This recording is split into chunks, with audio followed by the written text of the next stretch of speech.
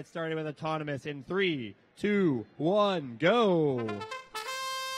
As these robots are going, we've got on the Red Alliance 8995 Mustang Voltage coming from Aurora, Illinois, teamed up with the Jukebox Heroes 7700 Rolling Robots out of Rolling Hill Estates, California.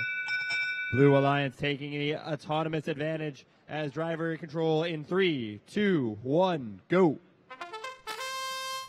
That's all teamed up. That Blue Alliance who took home the autonomous advantage there was with 5776 DVHS Robotics from San Ramon, California, teamed up with 9409 Beta ABJ Robotics from Sherwood Park, Alberta.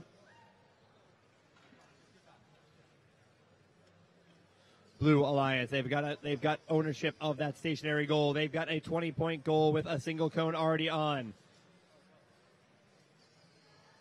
Their robot here, thick. It's got a control of the cones. They're going up and over. They're going higher and higher here. 8995 Mustang Voltage. They're going up.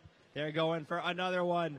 And they're going for another one. How high will this stack go? Just under a minute of play left here in this match.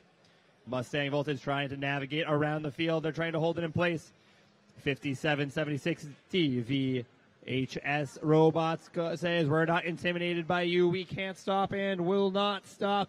We have got a 4-cone stack in a 10-point goal zone.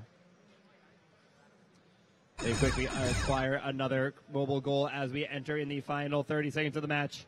They're going to try and feed up from that human feeder station. They're going as fast as they can. Boom, boom, boom.